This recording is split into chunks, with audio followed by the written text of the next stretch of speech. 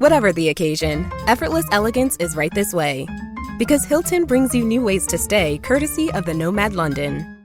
And it doesn't stop at award-winning dining in a space draped in velvet and illuminated by vintage chandeliers. No, this day goes beyond with unparalleled personalized service and attentive hospitality. Oh, and did we mention the Nomad London can be booked using your Hilton Honors points at Hilton.com? Hilton, for the stay. The best of the Joan Hamburg Show is on the air. Best of. And you know, I love to eat and I love to explore food options, go on adventures. So when I was in Brooklyn a week or two ago and visited the Yellow Door, and that is an interesting neighborhood. There are a lot of Syrian families in this part of Brooklyn. And I had remembered that many years ago, my friend, the late, incredible Sally Bijou, had taken me to this little place where she said they have delicious, high-quality Middle Eastern, and because she kept a kosher home, the food is glad kosher. Loved this place. We bought all kinds of goodies that were hors d'oeuvres, plus they now offer shipping on their foods, and they do kosher catering as well. Their takeout menu ranges from vegetarian to dairy, and it's called Seuda, S-E-U-D-A Foods. It's at 705 Kings Highway in Brooklyn. The website, Seuda.com, and the phone is 718-375-1500. They have delicious salads, main courses, prepackaged meals that you can take with you, and they tell you how to heat it. So here's just because I didn't know what to order. So I'm giving you what the community told me, and promise you, delicious. Kibbeh, K-I-B-B-E-H. It's a family of dishes based on spiced ground meat, onions, grains, very popular in the Middle East, and it can be made vegan too. They offer a lot of varieties with beef. They have mushroom potato, great for takeout and very reasonable. Cigars. Oh my gosh, these, my husband used to love these. They're one of the most notable dishes of Morocco. And Moroccan cigars are made savory or sweet. And at Seuda, you can get vegetable, beef, and potato. And of course, we took out. And then I was with someone who doesn't eat meat, but she loves fish. And she, inhaled that batter dip fish. So delicious, she said. It was $9.75 for a half a pound. All kinds of hors d'oeuvres. When you go to Seuda.com, you'll find out how to ship it. They usually do FedEx priority overnight, so you get it the next day. But you know what? Have a little adventure. Do what we did. Go to the Yellow Door. It's so much fun. And then take yourself, they'll tell you how to get there, to this little shop. We went on a Sunday, and it closes at 3 o'clock. So we had to call them to say, we're here, we got lost, stay open. So we went in, and when you first go in, you're going to think, what is this? Little tiny place? Really good. Everything we bought was delicious. Of course, we ate a lot of it in the car going home. We couldn't resist. But this is on my list, and I think you're going to enjoy it. And it's nice to be in another part of our great area and maybe do things that you haven't done before. You could even throw in the Brooklyn Museum. Lots of good things. So enjoy. We're going to take a break, and we'll be back with lots more. You're listening to the Joan Hamburg Show every Sunday, starting at 2 o'clock. Talking to Italian lawyers that thankfully speak English better than I speak Italian. and we, over the last several years, have renovated this stable and the stable keep quarters into my childhood fantasy of a villa. We call it Villa Isidore. Isidore was a Spanish a man that was sainted, and he is the saint of agriculture and bricklayers. And my grandfather was a stonemason, and we have all this farming land. So we thought that was kind of perfect. It's Isidoro in Italian, Isidore in Spanish. Sounds great. It's that's what we named it, and the inside is great, and we can stay there. We're going to go back for New Year's and be there at New Year's to welcome in a new and hopefully blessed and good year for the planet, not just us. But we're going to go back there after Christmas and watch the little bit of snow we get there fall, and it's not 100% done. There's one room still needs a bathroom, and there's stuff we want to do outside. But yeah, you're there. It's livable, and it's there, and it's weird. And you deserve it. Oh, thank you, sweetie. Rachel, Thank you. I'm happy for you. And we hope that this new year is the beginning of a really happy, safe new year for everyone. Rachel Ray with her new book, This Must Be the Place. The book is divided into different sections and amazing stories and recipes for almost everything that you want to make. Really, the book made me feel so good. And I know it's going to make you feel good. And it's got over 125 recipes. All the best to you and your husband. Thank you, Joan. I hope this year brings you all good fortune. Congratulations Thank you. on a new season. And thanks for being you. Rachel Thank you Ray. for being so gracious and giving us some of your time. Thank you. Bye-bye, Rachel. We'll talk again. I'm Joan Hamburg, and you're listening to WABC. More to come. Get into your body's vitals with the Vitals app on Apple Watch. I wanna get into my body and let my skin do the talking. I wanna feel like I'm myself again. The Vitals app tracks key overnight metrics so you can spot changes in your health before you feel them. The Vitals app on Apple Watch. iPhone XS or later required. The Vitals app is for wellness purposes only and not for medical use. I wanna get into my body.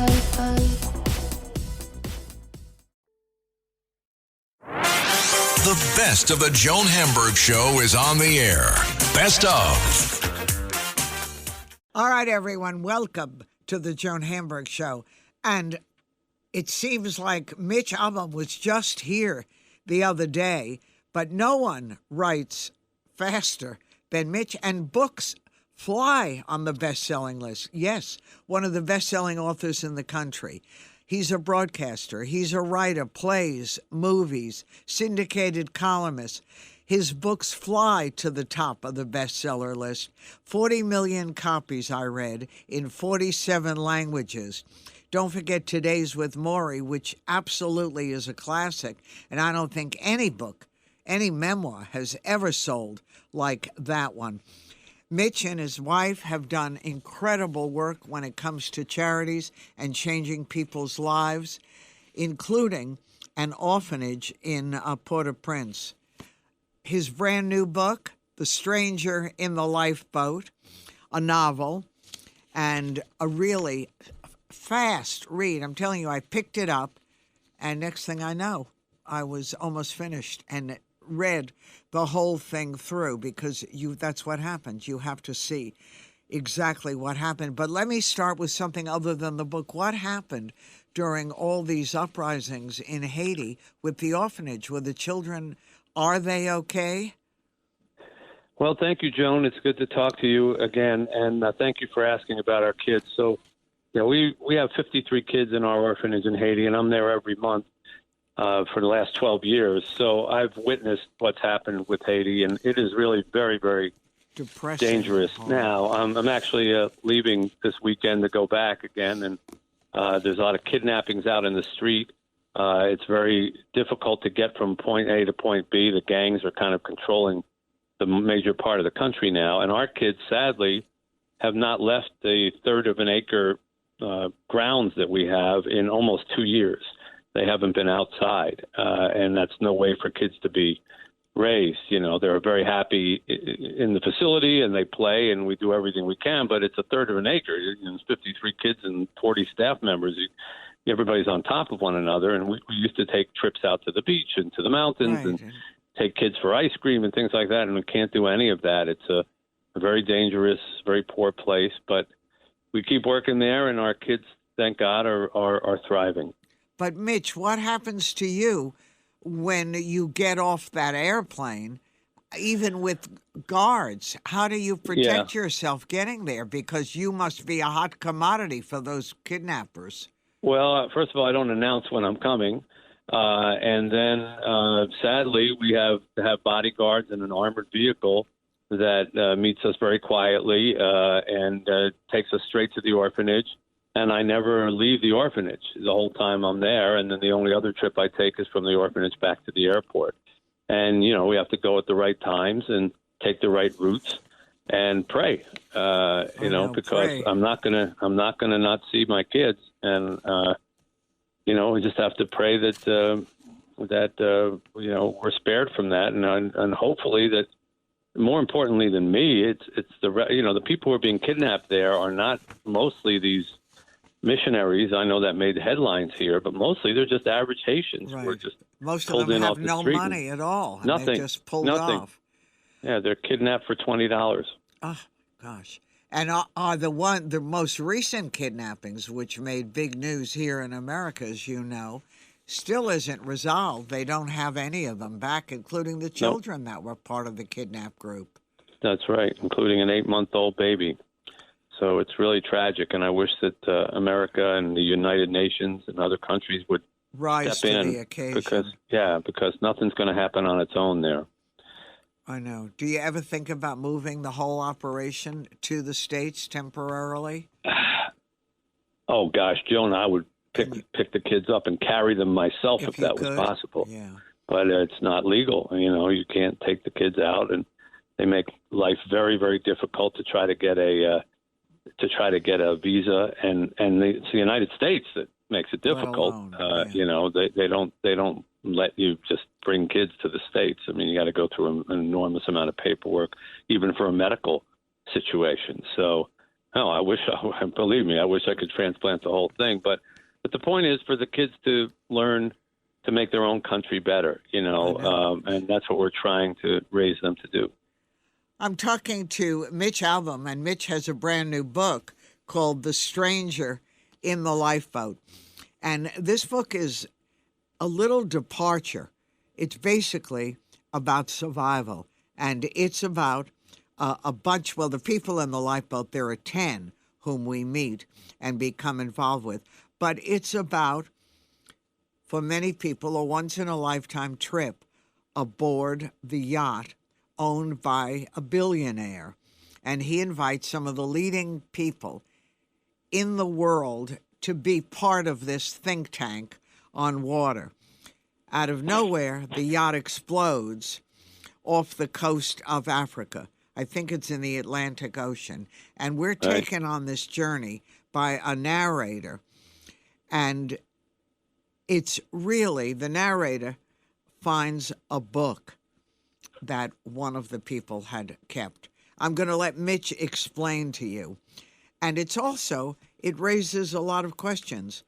In the midst of all this, they pluck someone from the ocean, a young guy, who says he is the Lord. Is he? And explain. Yeah, well, you've done a good job of sort of setting it up that the yacht explodes and everybody's killed except these 10 people, half of whom are the rich guests and half of whom are staff, cooks and deckhands and the like. And they're in this lifeboat for 3 days, and nobody's coming for them. And there's no rescue. They see sharks in the water. They're running out of food and something to drink, and they're crying out for help. And then all of a sudden they see this body, as you pointed out, floating in the water. They pull him in. It's this young, nondescript guy, average looking. They pepper him with questions. He doesn't say anything. And finally, one of the guests says, well, thank the Lord we found you. And he says, I am the Lord. And, of course, they look at him and roll their eyes. And, he just looks like this punk kid. And they say, okay, yeah, sure, you're the Lord. What are you doing here? And he says, well, haven't you been calling me? You were calling, so I came. And they said, oh, so you're here to save us? And he says, well, I can only save you if everybody in the boat believes I am who I say I am at the same time. And this sets in motion what happens for the rest of the book as the days go by and things get more desperate and they, go lower and lower on food and water, and they're, floating, drifting away further. And some of them kind of choose to believe that he is who he says, and other ones are convinced, no, their money is going to save them and otherwise. At its core, Joan, I wanted to write a book about asking for help, which I've had to do many times in my life. And it seems to me that when we ask for help, especially from God or the universe or whatever you believe in, we kind of expect it to, like we're ordering a sandwich in a deli. We expect it to be there in a certain amount of time and look like we expect it to. And if it isn't, we're upset or we think we didn't get what we wanted.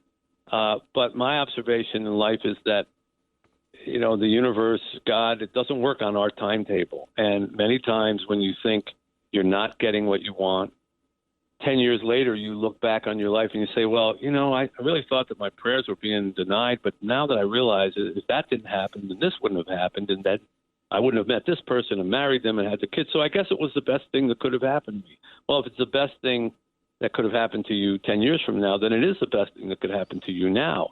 But we don't recognize that. And this is kind of brought home in this lifeboat where here comes a guy who says he can save them, and they all go, you don't look the part. You don't look like Jesus. You don't look like Gandalf from Lord of the Rings.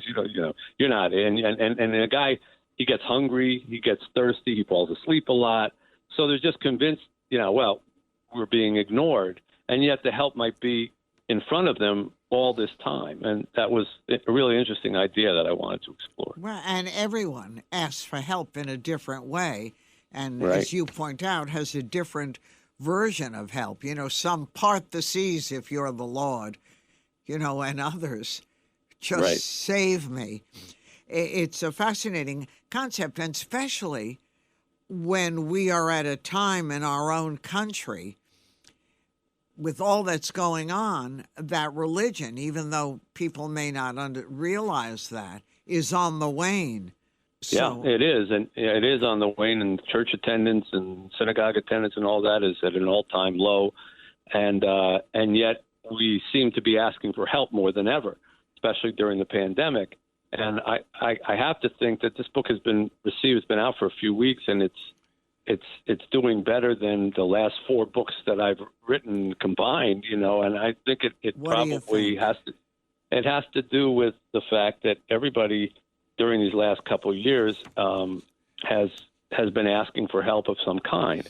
And, and for me, I was coming off having written about losing a child, right. which, we talked about in my previous book, Finding Chica, was about one of the kids from our orphanage who we adopted, and she had a brain tumor. And you couldn't after save 2 years her no matter what. No, we couldn't. We tried, and we could travel around the world for 2 years, but we lost her. And I was very angry when that happened, angry at the universe, angry at God, saying, there can't be such a thing as a kind God when they can't be kind to a 7-year-old.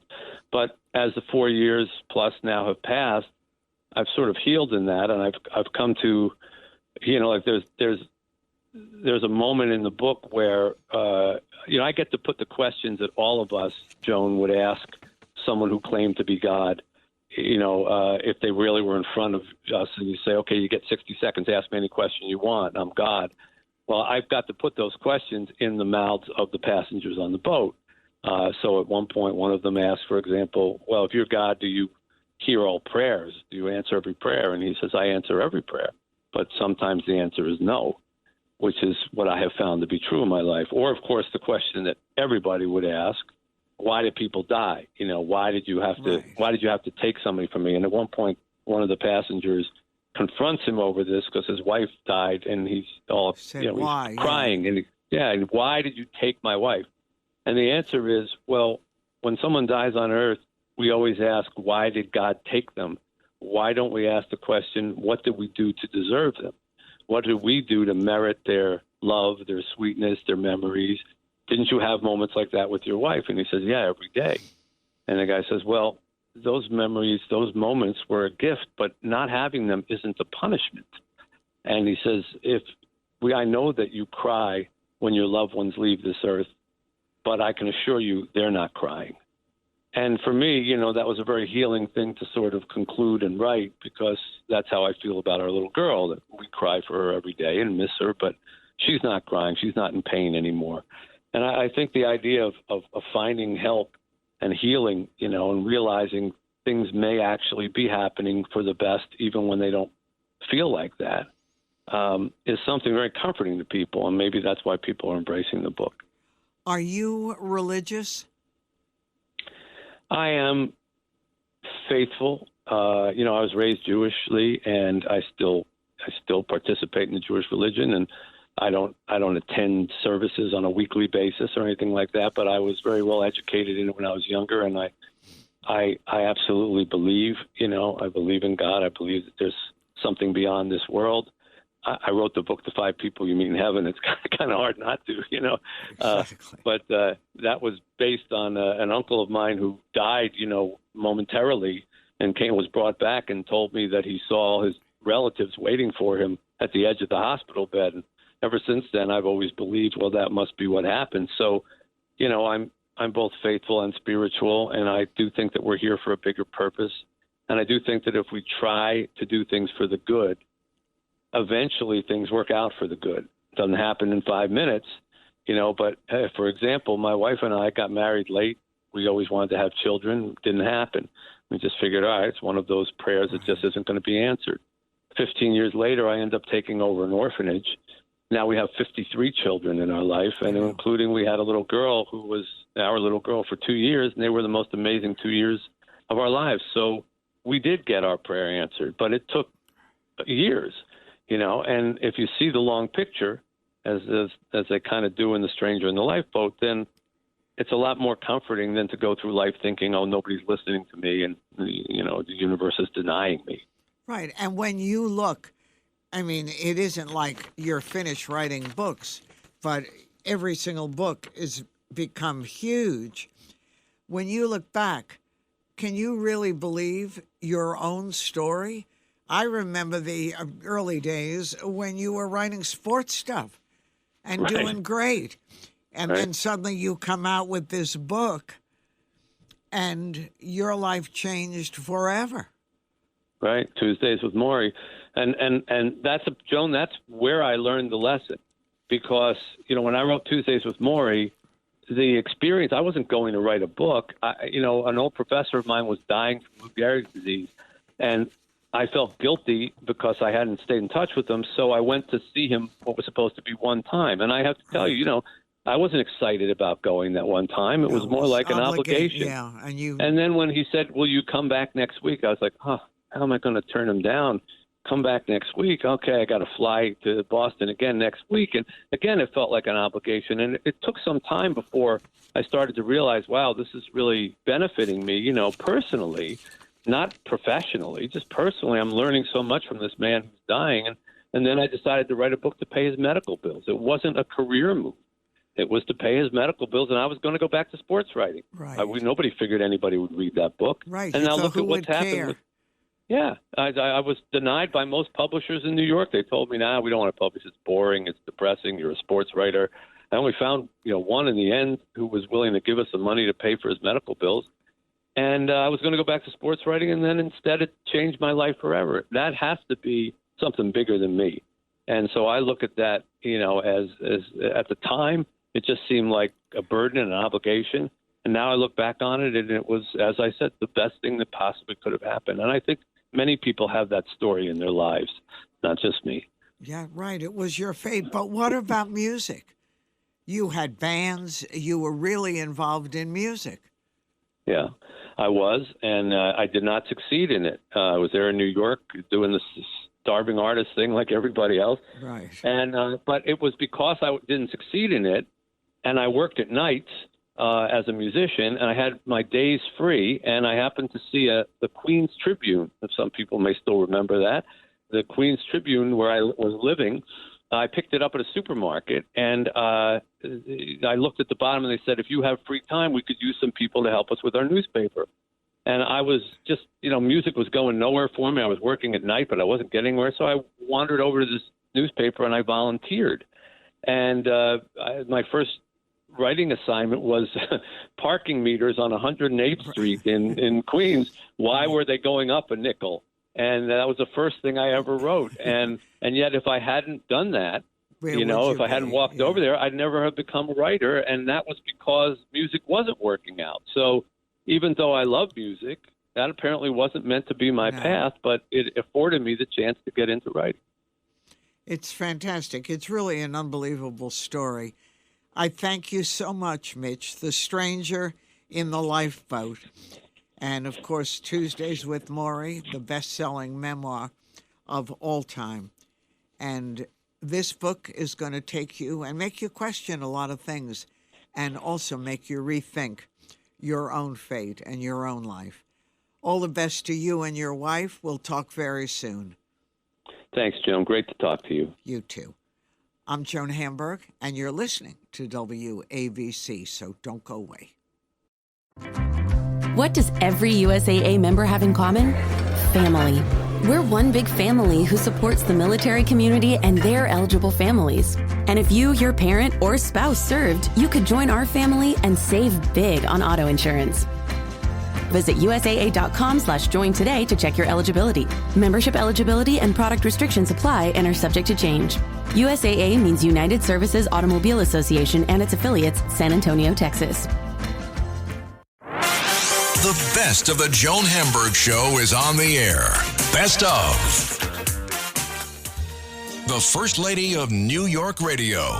This is Ask Joan. Maybe because I think it was the New York Post that ran a story on very expensive designer resale handbags that people started asking us about it. Well, let me tell you, you can buy and sell authentic luxury items, including high-end designer handbags, from a couple of sources. Fashion File, FASHIONPHILE, and The Real, REAL, Real, REAL. It's become an investment, like real estate for some people, and a must-have fashion accessory. And these gently used designer vintage bags are the rage. And you can find them in the colors and the styles that you can't find new. I was shocked at how expensive they are. Hermes Birkin bags are very difficult to buy new. And making them is very desirable. Remember Sex and the City years ago, 2002, where Samantha longs for a Birkin bag, and then at a high-end New York boutique, she's told the bag is $4,000, and there's a 5-year wait for this bag. The sales rep said, it's not a bag, it's a Birkin. And being Samantha, who has to get what she wants, she tells the boutique the bag isn't for her. It's for her celebrity client, Lucy Liu. When Lucy finds out in the show what Samantha has done, she fires her and keeps the bag for herself. So who can believe $4,000 was what a leather Birkin cost in 2002? And now, 20 years later, the new price of the Birkin is over, hold on, $12,000. And that was an article in InStyle magazine. And resale ones start at around $7,000. Some of them fall in the $12,000 range on websites like Fashion File or The Real Real. You should take a look at these resources. I mean, truthfully, guys, I could never spend that, ever, on a bag. But people do, and they are investments. Fashion File, you can go on to fashionfile.com, started in 1999, and it's the granddaddy of luxury resale websites. They're one of the best known. They specialize in designer handbags and accessories, very picky. And they had, when we checked, about 400 and something Hermes Birkin bags for sale. The starting price, $7,250. The most expensive on their site, $220,000 for a crocodile Himalaya Birkin. What can I tell you? God bless. The Real Real, go on to TheRealReal.com, was founded in 2011, very popular. And they accept more designer labels than Fashion File. They buy and sell home goods and 5 Art. And it's one of the largest online markets for authenticated resale luxury goods. And they have a lot of Birkin bags on sale. They won't tell you what they have, but they have plenty. Their lowest price was $7,020 for Hermes shoulder Birkin in orange. Their highest price, I find it shocking, was $175 for an Hermes 2013 crocodile Birkin in good condition. If you can afford it, good luck. I wish you the best. But take a look at these sites. They'll keep you amused anyway. Fashion File, FashionPhile.com, and The Real Real, TheRealReal.com. Sorry, guys, I'm looking at the clock. It's 3 o'clock, so we have to say goodbye.